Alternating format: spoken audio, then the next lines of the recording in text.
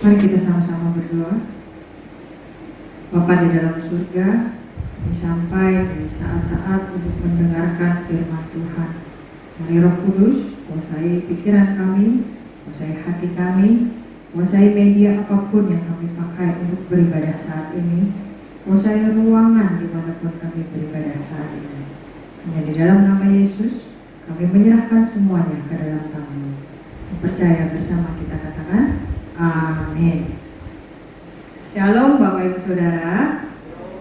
Senang sekali bisa bertemu dengan Bapak Ibu Saudara dalam ibadah kita hari ini.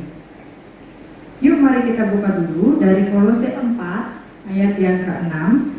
Kolose 4 ayat yang ke-6.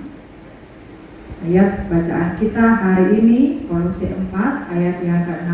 Bapak Ibu bisa mengikuti dari Alkitab masing-masing atau bisa ikut membaca juga di rumah masing-masing. Saya akan memulai untuk membacakan bagi kita semua. Kolose 4 ayat yang ke-6. Hendaklah kata-katamu senantiasa penuh kasih, jangan hambar, sehingga kamu tahu bagaimana kamu harus memberi jawab kepada setiap orang. Hari ini saya ingin berbicara tentang mulutmu, harimaumu.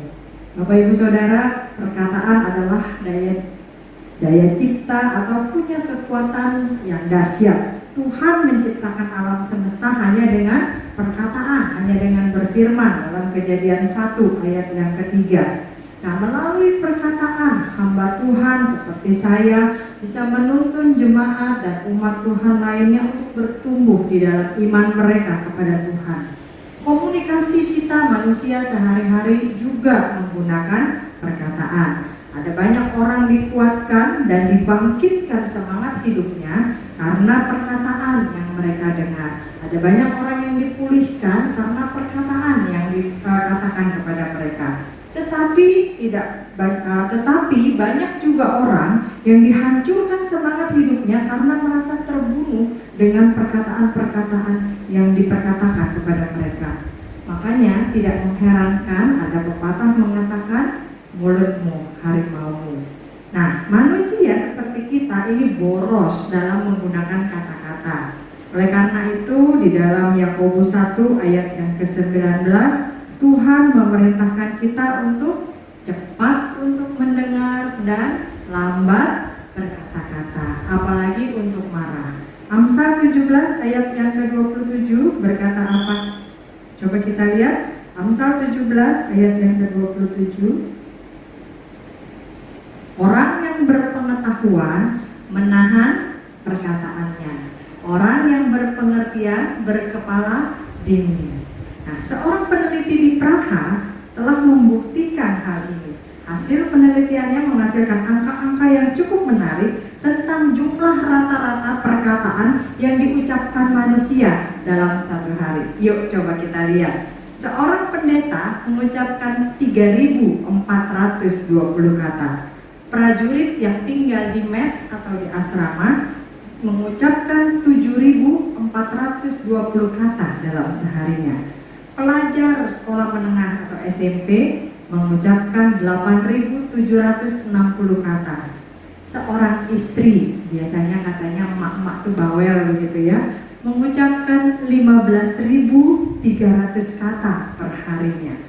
Yang paling banyak menurut penelitian ini loh ya, adalah ibu mertua, mengucapkan 19.800 kata dalam seharinya. Nanti coba Bapak Ibu Saudara bisa menghitung sendiri berapa kata yang kita ucapkan dalam seharinya. Nah, yang menjadi pemikiran kita hari ini adalah bagaimana seharusnya kita, orang-orang Kristen, menggunakan kata-kata kita, menggunakan mulut kita supaya bisa menghasilkan sesuatu yang efektif. Tadi di ayat yang ke-6 atau 6a dikatakan, hendaklah kata-katamu senantiasa penuh kasih. Nah, ungkapan perkataan penuh kasih dalam ayat ini artinya penuh keramahan, tapi tulus, tidak dibuat-buat. Jangan kalau di gereja shalom sampai bergetar begitu ya, tapi begitu pulang dari gereja sialan begitu, jangan. Kalau di gereja keluar langsung jadi halilintar. Jangan Bapak Ibu Saudara, harus tulus ramahnya itu. Perkataan yang diucapkan harus berlandaskan kasih setelah dipikirkan lebih dahulu secara matang. Artinya enggak nyablak atau sembarang ngomong. Pikir dulu sebelum berkata-kata, sehingga apa yang kita ucapkan itu menjadi kebaikan bagi kita yang berbicara atau bagi orang yang mendengarkan perkataan kita.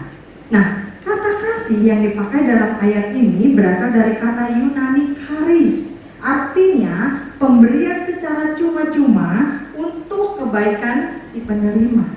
Jadi diberikan secara cuma-cuma untuk kebaikan yang menerima. Arti lain dari perkataan penuh kasih adalah untuk membangun, menguatkan, menyelamatkan, meneguhkan, menghibur sang pendengar. Nah, Bapak Ibu, setiap manusia dapat memberkati sekaligus mengutuki melalui perkataan yang dia ucapkan. Yakobus 3 ayat 9 sampai yang ke-10. Yuk kita lihat. Yakobus 3 ayat 9 sampai yang ke-10. Dengan lidah kita memuji Tuhan Bapa kita, seperti yang tadi kita lakukan setengah dari ibadah kita. Dan dengan lidah kita mengutuk manusia yang diciptakan menurut rupa Allah. Ayat yang ke-10, dari mulut yang satu keluar berkat dan kutuk. Hal ini saudara-saudaraku, apa dikatakan? Tidak boleh demikian terjadi. Setiap orang percaya harus berkata-kata untuk menyelamatkan kehidupannya sendiri serta orang-orang yang mendengarkan dia. Jangan lupa bahwa di sekitar kita orang-orang Kristen banyak saksi yang melihat, ih orang Kristen kok begitu omongannya, ih orang Kristen kok begitu bercandaannya, ih orang Kristen kok begitu marahnya. 1 Timotius 4 ayat yang ke-16 mengajar kita. 1 Timotius 4 ayat yang ke-16. 1 Timotius 4 ayat yang ke-16.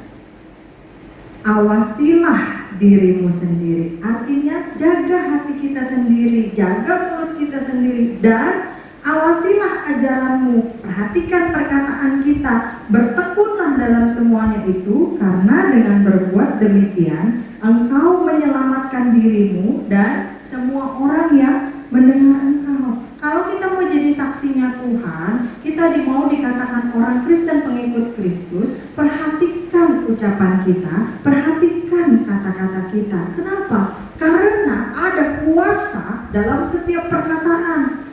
Tuhan memerintahkan umatnya untuk saling memberkati dengan perkataan penuh kasih. Jangan kita sampai setiap hari mengutuki orang lain.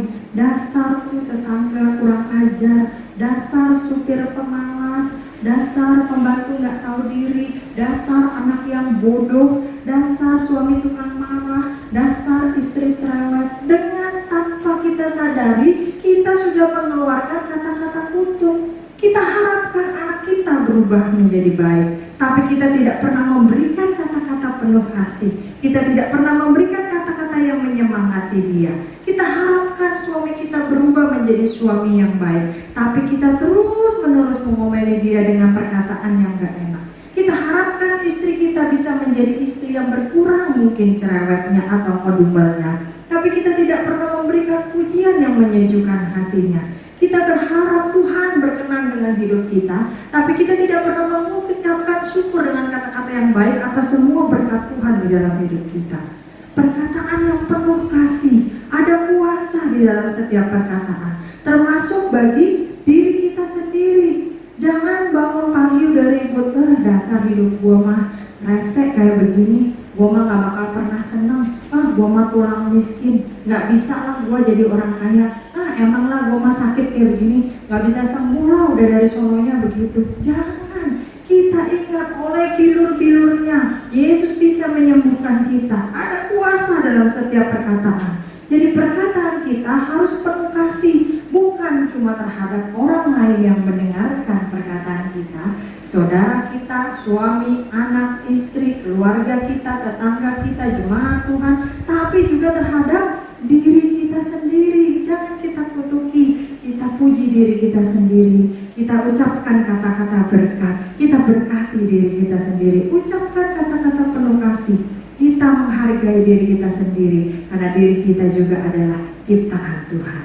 Lalu di ayat yang ke-6b, perkataan kita itu tidak hambar, tidak tawar, artinya hambar. Nah, ungkapan perkataan tidak hambar sangat menarik Bapak Ibu Saudara. Kalau kita melihat dari bahasa aslinya, itu dari bahasa Yunani, halati ertumenos, berasal dari istilah garam. Nah, secara hurufiah artinya seperti telah dibumbui dengan garam.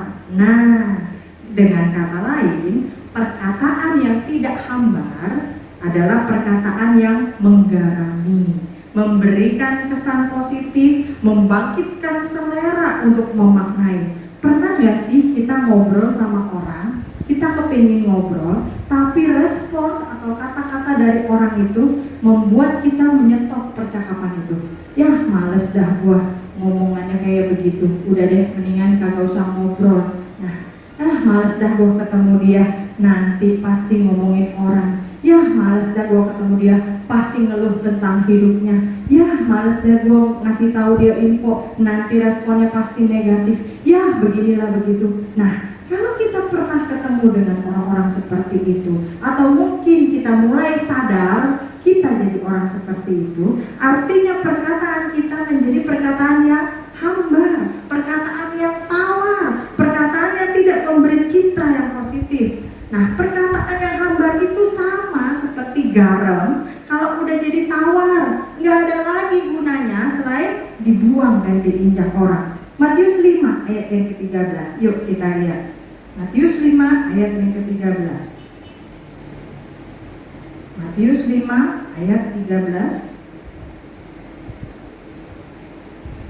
Kamu adalah garam dunia. Jika garam itu menjadi tawar, dengan apakah ia diasinkan? Tidak ada lagi gunanya selain dibuang dan diinjak orang. Nah, kenapa diinjak orang? Karena pada zaman dulu, ketika di Israel, garam kalau udah nggak asin itu dibuang ke jalan, nanti diinjak-injak orang, sehingga kalau ada lubang atau apa itu jadi nyumpal, jadi menyumbat buat nimbun jalan-jalan yang berlubang. Nah, Bapak Ibu Saudara, ada 3 fungsi garam yang mendasar. Kita tahu kalau kita mau mengawetkan sesuatu, kita kasih garam. Contohnya, vas bunga kalau ditaburi garam, katanya bunganya akan lebih awet kesegarannya ketimbang cuma diisi air aja. Silahkan dicoba nanti di rumah. Nah, kalau lilin, kalau kita lagi mati lampu, lilin supaya lebih awet gak cepat meleleh, katanya dikasih taburan garam di sekeliling tepinya, di pinggirannya. Ikan, ayam, seafood, bahan makanan kita, bahan masakan kita lumuri dengan garam supaya lebih awet, hilang bau amisnya, dan lebih enak. Nah, garam juga berfungsi sebagai penyedap rasa. Coba Bapak Ibu Saudara, kalau kita bikin makanan yang paling nikmat, kita pakai resep yang sudah teruji puluhan tahun, koki yang paling jago masak sekalipun, tapi makanannya tidak dikasih garam, pasti rasanya hambar, rasanya tawar, semua yang nampak indah di mata, begitu dicicipi makanan tanpa garam tersebut langsung putus, nggak ada rasanya, nggak ada nikmatnya sama sekali. Dengan garam saja, makan nasi putih saja bisa enak, walaupun tanpa lauk pauk yang lainnya. Nah, artinya apa? Garam itu sangat berfungsi untuk menyedapkan rasa. Kemudian garam juga bisa berfungsi sebagai pemutih, karena warnanya putih, mengkilap, jernih, seringkali dijadikan gambaran untuk kemurnian dan kesucian hidup orang-orang Kristen. Konon katanya ular itu takut sama garam, konon katanya begitu ya. Jadi kalau kita berkemah atau di sekitar rumah kita ada ular, konon katanya disuruh taburi garam begitu ya. Artinya apa? Bila perkataan kita tidak hambar, bila perkataan kita tidak tawar, maka ular, lambang dari setan itu akan menjauh dari kita. Begitu kira-kira. Nah, kalau kata-kata kita keluar kata-kata yang sia-sia terus, kata-kata yang percuma terus, omelan terus, ngegerutu terus dari mulut kita, waspadalah, setan setan sudah menunggu di depan pintu untuk siap-siap mematuk kita dengan bisanya yang mematikan. Kejadian 4 ayat yang ke-7. Kejadian 4 ayat yang ke-7. Kejadian 4 ayat yang ke-7. Apakah mukamu tidak akan berseri jika engkau berbuat baik? Berbuat baik itu termasuk berkata-kata yang baik. Tetapi jika engkau tidak berbuat baik, dosa sudah mengintip di depan pintu. Ia sangat menggoda engkau, tetapi engkau harus berkuasa di atasnya. 1 Petrus 5 ayat yang ke-8. Kita lihat 1 Petrus 5 ayat yang ke-8.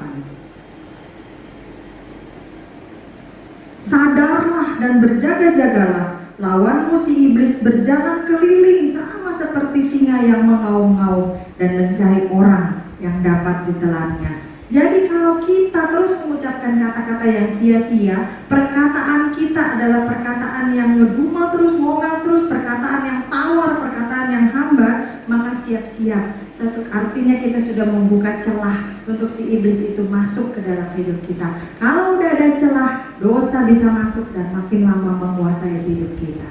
Lalu kita lihat lagi perkataan yang apa lagi? Di ayat yang ke-6c, perkataan yang bijaksana. Orang yang bijak bukan sekedar bisa memberikan pertanggungan jawab, tetapi harus tahu bagaimana menjawab setiap orang. Coba kita lihat 1 Petrus 3 ayat yang ke-15. 1 Petrus 3 ayat yang ke-15. 1 Petrus 3 ayat yang ke-15. Tetapi kuduskanlah Kristus di dalam hatimu sebagai Tuhan, dan siap sedialah pada segala waktu untuk memberi pertanggungan jawab kepada tiap-tiap orang yang meminta pertanggungan jawab dari kamu tentang pengharapan yang ada padamu. Tetapi haruslah dengan lemah lembut dan hormat. Orang yang bijak adalah orang yang cepat untuk mendengar, tapi lambat untuk berkata-kata. Nah, ini seringkali kebalikan dari kita ya Bapak Ibu Saudara. Seringkali ketika kita mendengar berita, belum selesai kita dengar, langsung kita respon, langsung kita jawab, oh begini. Nah, saya paling ingat dengan kejadian kalau dulu di TVRI itu sering ada cepat tepat, cerdas cermat begitu ya. Anak-anak sekolah di grup-grupin, di kelompok-kelompokin untuk berkompetisi atau berlomba. Ada terdiri dari 3 grup, satu grup terdiri dari 3 orang. Nah, biasanya ada sesi untuk tanya jawab yang dilempar, siapa cepat-cepat gitu. Yang cepat langsung pencet bel, langsung bisa jawab. Nah, biasanya kalau yang salah jawab itu nilainya akan dikurangi, poinnya di minus begitu. Nah, saking semangatnya mereka, biasanya waktu pertanyaan itu dibacakan, belum selesai pertanyaan dibacakan, mereka akan langsung cepet-cepet pencet bel, lalu mereka akan memberikan jawaban. Seringkali yang ditanya bukan seperti apa yang mereka maksudkan, dan akhirnya jawabannya jadi salah, nilainya di minus. Bukan karena mereka tidak tahu, tapi karena mereka terburu-buru untuk merespon. Yakobus 1 ayat yang ke-19. Yakobus 1 ayat yang ke-19 tadi sudah kita baca. Lambat untuk berkata-kata, cepat untuk mendengar. Artinya mikir dulu sebelum kita berkata-kata, supaya respons kita, supaya kata-kata kita nggak salah. Nah, orang-orang yang bijaksana seperti ini bukan cuma pandai atau fasih berbicara, tapi juga tahu, paham dengan apa yang dibicarakan, kepada siapa dia berbicara, tahu bagaimana harus bersikap bicaranya, dan kapan mesti diam, kapan mesti bicara. Saya seringkali berpesan kepada anak-anak saya dalam pergaulan mereka, karena mereka sudah mulai masuk masa-masa remaja dan pra-remaja. Saya suka bilang, kamu sekarang sudah punya grup-grup WA, sudah punya handphone, karena mau gak mau harus punya handphone untuk belajar online school seperti ini begitu kan. Nah, perlu grup-grup WA karena guru-gurunya akan memberikan tugas dan komunikasi di sana. Saya pesan sama mereka, kalau nggak perlu-perlu amat, nggak usah komentar, nggak semua hal perlu dikomentari. Bisa kita hanya bersenyum saja. Amsal 15 ayat yang ke-23. Amsal 15 ayat yang ke-23.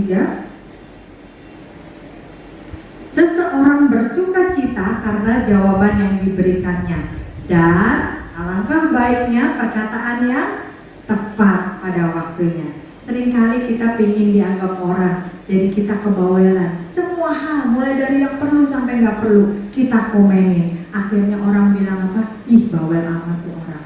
Alangkah baiknya perkataan yang tepat pada waktunya, karena sudah kita pikirkan dengan bijaksana. Amsal 25 ayat yang ke-11 mengajar kita apa? Perkataan yang diucapkan tepat pada waktunya adalah seperti buah apel emas di pinggan perak. Contohnya Bapak Ibu, tentu orang yang punya etika, orang yang bijaksana, dia tahu sama orang tua harus ngomongnya bagaimana, harus sikapnya bagaimana, harus bercandanya bagaimana. Kalau sama kakak adik kita harus bagaimana, sama bos kita, sama kolega kita, sama partner kita, klien kita harus bagaimana bercandanya, harus pakai kata-kata seperti apa. Dia paham tentang hal itu. Kenapa? Karena dia bijaksana. Dia pikirkan dulu sebelum dia ucapkan, sehingga orang lain berkenan kepada dia, orang lain senang sama dia, orang lain menganggap dia orang yang pandai, orang yang bijaksana. Saya berikan sebuah contoh. Satu hari ibu memarahi Tono karena Tono main di ruang tamu yang baru saja disapu di pel. Nah, ini ibu-ibu pasti paham banget. Kalau baru nyapu, baru ngepel, apalagi masih basah, terus orang bolak-balik, itu rasanya kuesannya minta ampun. Karena apa? Tapak kakinya pasti ceplok-ceplok. Nah, ini si ibu juga kesel, masih basah, habis disapu, habis dipel, si Tono main di situ. Jadi dia marahin si Tono, Tono, jangan main di situ, ibu baru bersihkan. Terus kemudian ibunya pergi ke dapur masak. Waktu ibu masuk ke kamar, ibu makin terkejut sekaligus marah karena si Tono sama temen-temennya main di kamar, lompat-lompatan di kasur, ngeberantakin barang-barang di kamar. Marahlah si ibu, dia bilang, Tono, kenapa kamu main di kamar? Berantakan semua ini kamar ibu. Dengan takutnya si Tono menjawab, Bu, tadi ibu bilang tidak boleh main di ruang tamu, makanya Tono mainnya di kamar. Bapak Ibu Saudara, apa yang jadi persoalan dari kisah di atas? Apakah Tono benar anak bandel yang gak taat dengan perintah ibunya? Coba kita pikirkan lebih lanjut. Tono bukan tidak taat, tapi Tono belum mengerti apa yang dimaksud dengan perintah ibunya. Kadang-kadang kita memberikan perintah sepotong karena kita pikir orang yang diberikan perintah itu sudah paham. Tapi kita harus ingat bahwa orang yang kita ajak bicara itu siapa, dan bukan orang yang bisa menerka atau membaca pikiran kita. Sehingga alangkah jauh lebih baiknya ketika kita mengungkapkan dengan jelas, baik itu secara lisan ataupun apalagi ketikan yang ada di handphone kita. Ya, persoalan ini sederhana sebenarnya. Si ibu tidak bicara dalam bahasa yang dimengerti Tono yang masih kecil itu. Ibu cuma marahin Tono jangan main di ruang tamu karena baru dibersihkan. Tapi ibu tidak memberikan solusi di mana Tono bisa bermain tanpa dimarahi. Tono nggak ngerti dengan apa yang dimaksud ibu. Jadi alangkah bijaksananya kalau lain kali si ibu bisa berkata, Tono, jangan main di ruang tamu ya.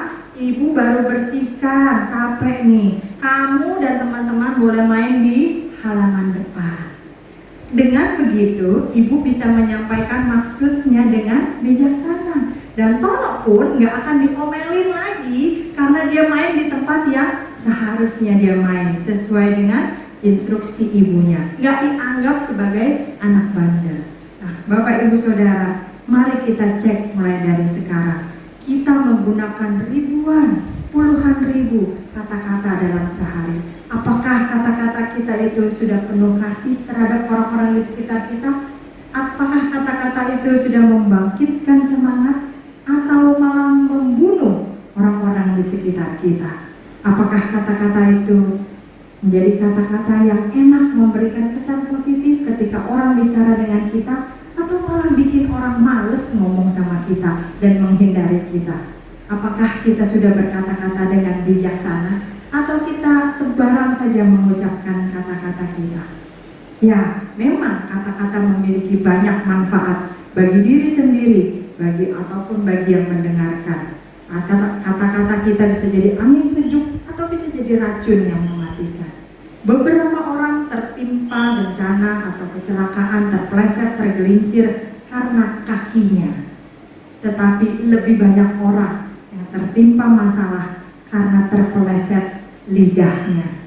Bapak Ibu Saudara, kalau kaki yang tergelincir mungkin bisa sembuh lebih cepat.